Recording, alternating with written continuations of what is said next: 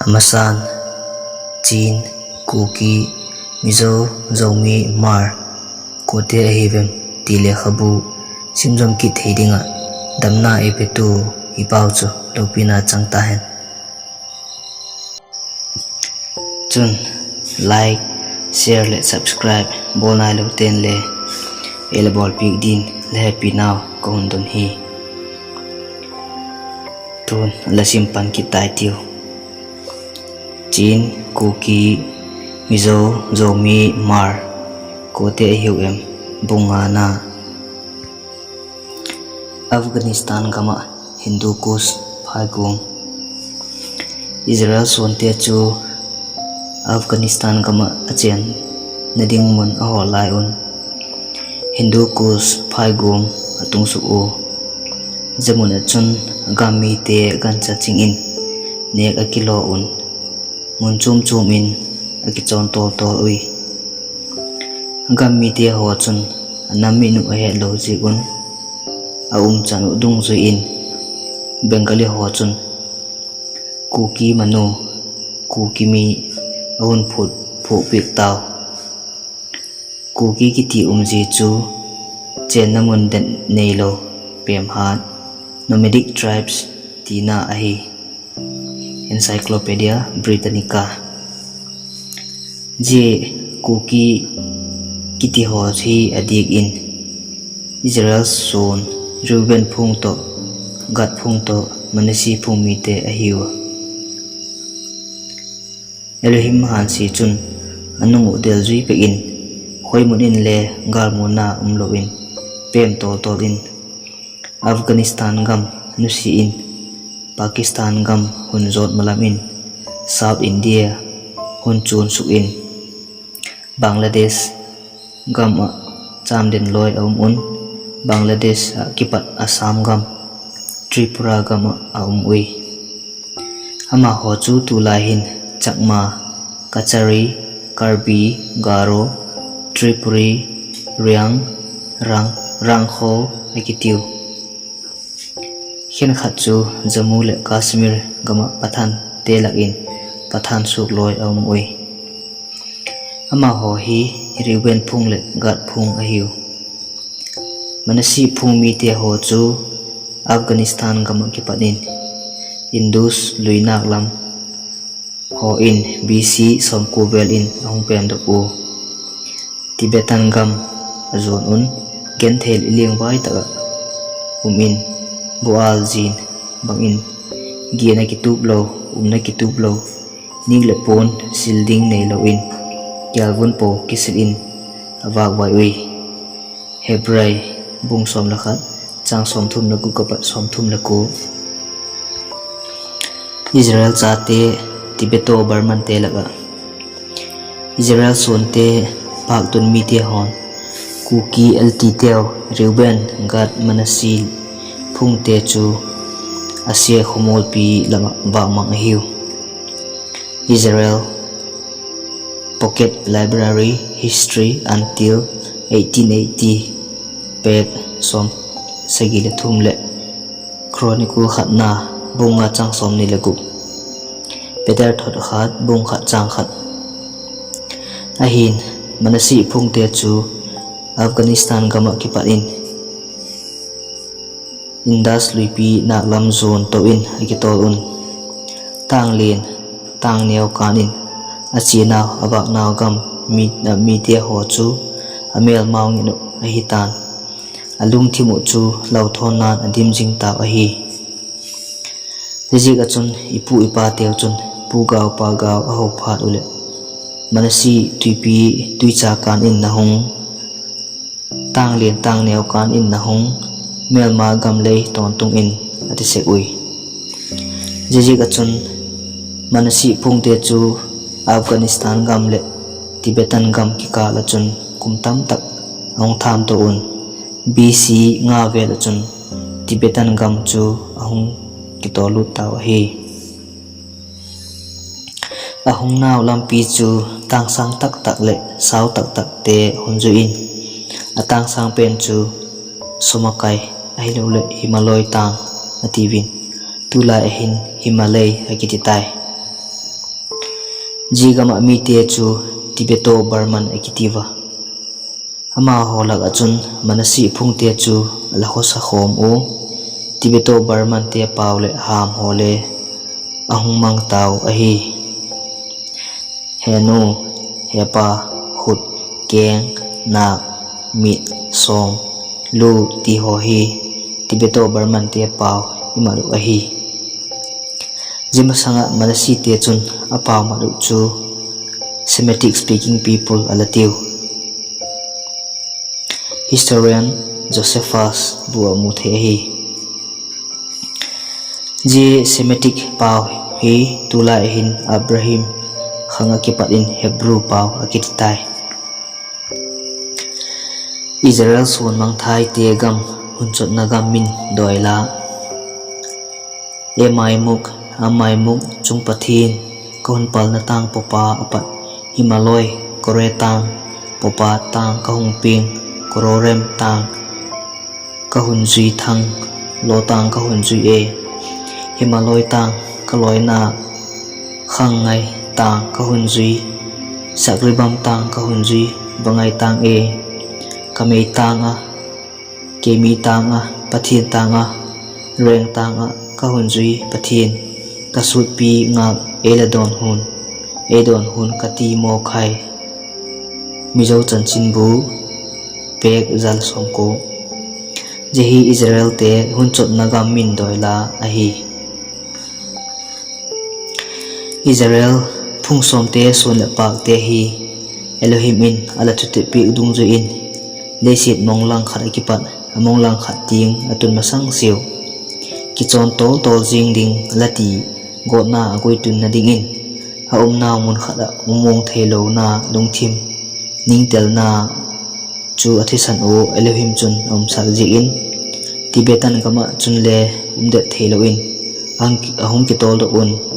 China gam ahung zon to in edi zakhat hunvel in China gama hung lut ui China gama achen naw chu Honan province gama kaifeng fu upaten kaitang athinaw mun achun ed di zanile somthum lakhat kumachun acheng lut taw jamun achun mi hausa te king in kilo fa in su in na alasem ui tin w barnare lekhabu chun ajik hi ji lekhabu chun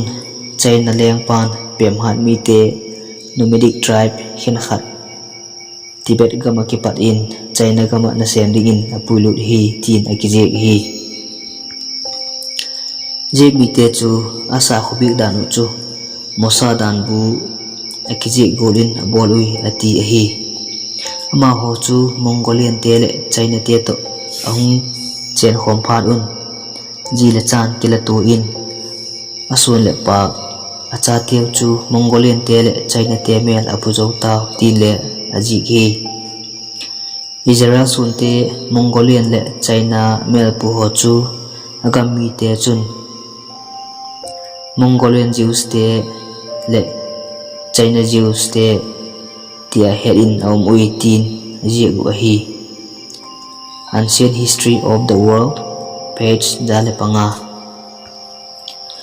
Mongolian Jews kiti chu Jews Mongolian mel pu tina ahin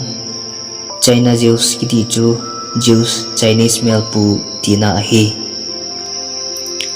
Israel son mangthai te chu China gam kaifeng muna acheng ui ti chu MD Jafet chun Jews of India pek Gietnale a treatise on the origin and early history of Bene Israel of Maharashtra State page 18 by Samuel MALLB Outline of History of World page zanile somngale thum sim in Jibana chun AN Dagar chun magazine bu The Mount Zion reporter chun hitihin ahun je gahi Israel sun amang thai te chu aba mang nawa gam mi te to jila chan akila tu un intermarriage bol un acha teu chu aminu le gammi te kimin sak dan golin akimin sak zo taw tin ahun je hi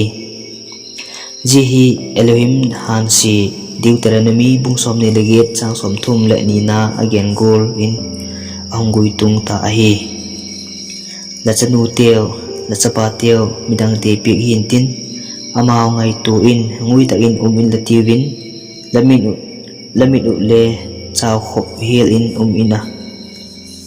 bangma bol thi ne dek pun law kiti hin anung u ahundel chui pek in nam dang te la in among thai deu je un hi paul ham na ting in le mang su deu jing taw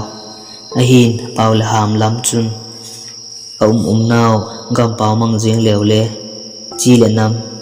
hi na ki het do ki the na ding chu sa khu le chon dan phabe na la hi China gama a chen lai o chun China te sa khu chu Taoism le Buddhism hin tuni tiang hin le ai jing na lai ui ama ho sa khu chu ganthi sana ki thoi hi puwin Israel son manasi phung mi te chun ganthi sana ki thoi lo chu damna poi ativin ganthi san su in ki thoi se u a hi chuti chun manasi phung ho chun sabun le khabujel ki thoi na dan bu Leviticus a eton jingji u a hi Southwest China Valley kumso takpi Honan province kaifeng fu muna lai un Mongolian ten China te chu galin ahun no jing phadun Israel son bangmang mansi phung te chu ngam talo in galam jigin China gam chu hunnu si in Indo China gam lam hunjo nin sabun le khabujil chu hun ki pu in ahun ki tol ki taw mansi phung Israel son mangthai te chu kaifeng muna acheng uitin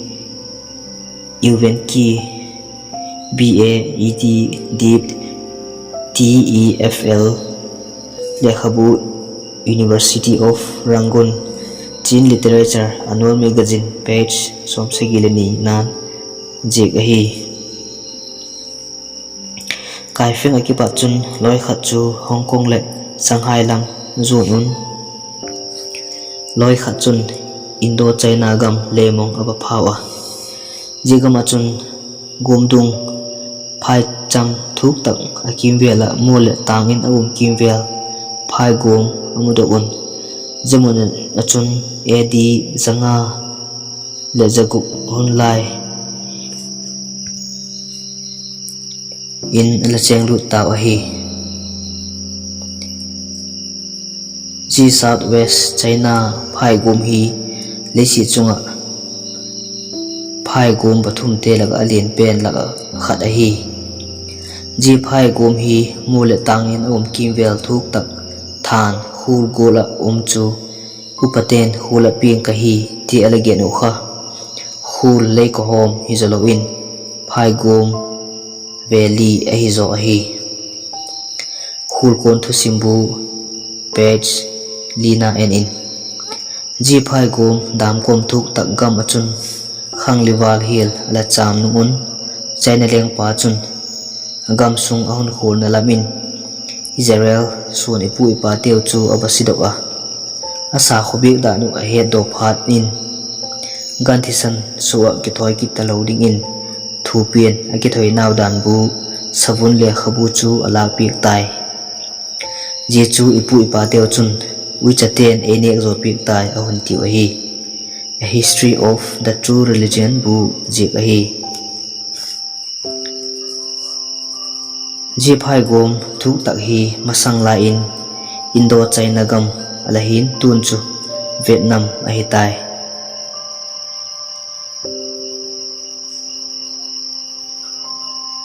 aban hi leimong tui su get a hi tan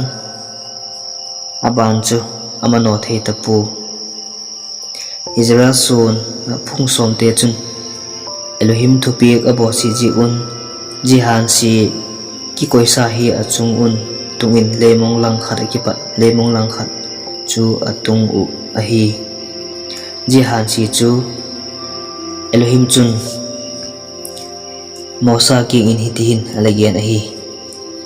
la Elohim u thu langai la u le jihan si hin hun phanot ding ahi Deuteronomy pungsom ni laku chang som langa kol kilakipat kol kil le lamting in chitin namtin laba hun no za in tin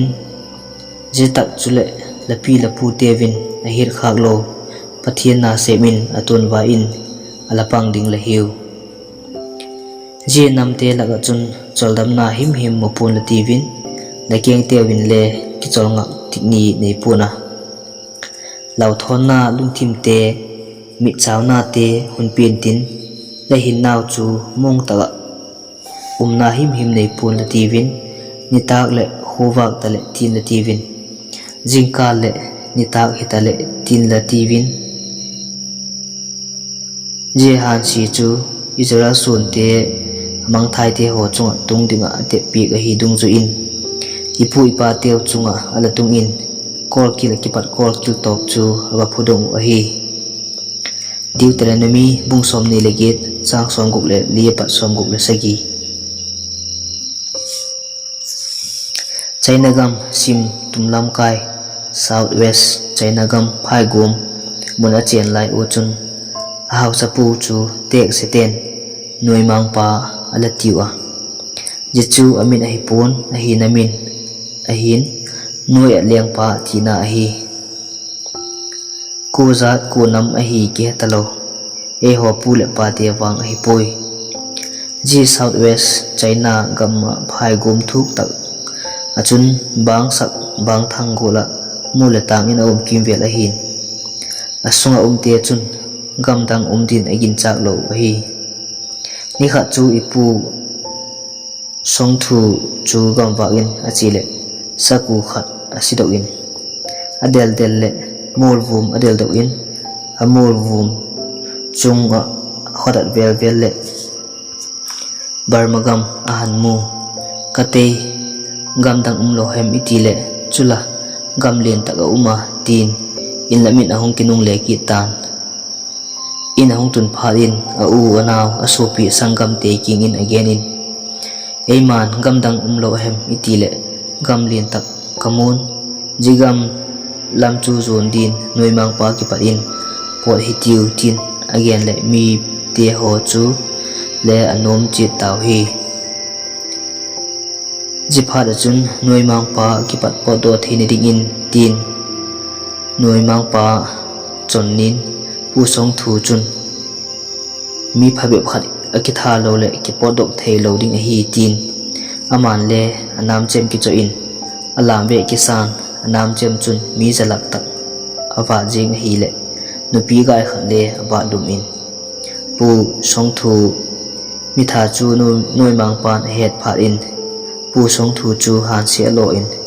pu song thu pol chun phaji asawin gan akitha un an kong asimun chungam lam zon in noi mang pa akipat in ang kitol dok taw thado pu chon pa chon bu bai jam ki thang silho page nina jeting ahin bunga na akichai kitai aban elanga kit hitiu